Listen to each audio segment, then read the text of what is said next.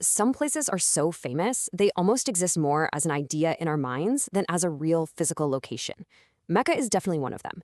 But what happens when you actually get behind the wheel and drive through its landscape? Well, you find this incredible story of contrasts, where the ancient and the ultra-modern are literally colliding right in front of you. So, this is probably the image that pops into your head, right? The Abraj Al Bait clock tower, just piercing the sky. It's this massive symbol of staggering modernity, sitting right at the spiritual heart of the Islamic world. Honestly, the scale is almost hard to wrap your head around. It's a testament to both faith and ambition on a truly monumental level. But, that's the postcard view. What happens when you zoom in, when you're actually on the ground traveling through it? That's the real question we're diving into here. And boom, here's your answer. It looks like this. We've traded that monumental clock tower for a quirky little skeleton on the dashboard. This is where our journey really begins. Not with some sweeping aerial shot, but from the driver's seat. It tells you right away, this isn't just about the destination. It is all about the road you take to get there. Okay, so, Section 1, hitting the highway. We're pulling out of that dense city center and heading out into the vast region that surrounds it all. And you can feel the shift almost immediately. Those towering buildings get replaced by these long, rhythmic lines of palm trees. There's this sense of motion, of space just opening up as we leave the urban core behind and the raw landscape starts to take over.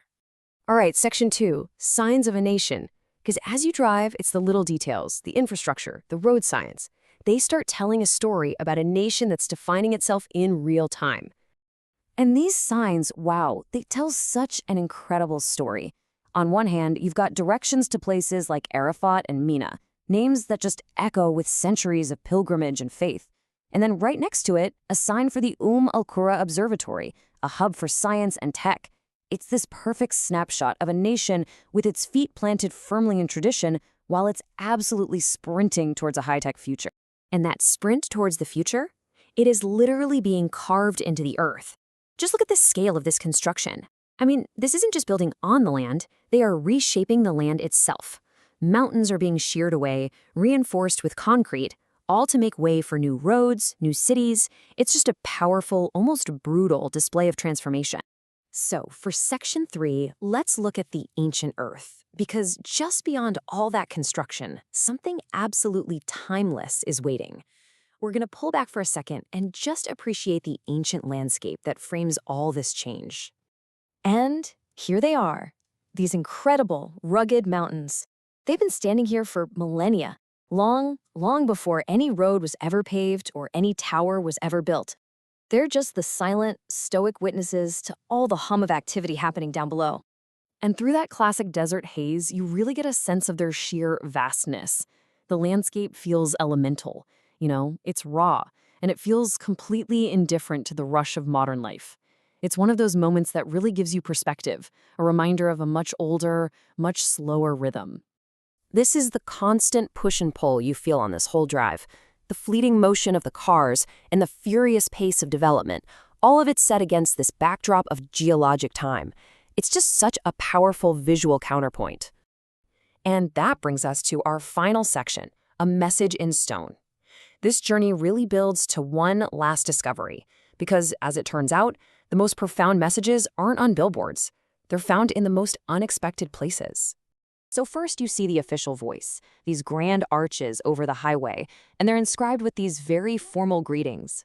They're beautiful, sure, and they're state-sanctioned messages that represent order, authority, and a national identity. But if you keep your eyes on the landscape itself, you realize the most personal messages, they aren't delivered this way at all. And then you see it, spelled out in white stones on a barren mountainside, phrases of faith. Now, this isn't an official project. This is a personal, quiet, and deeply powerful act of devotion.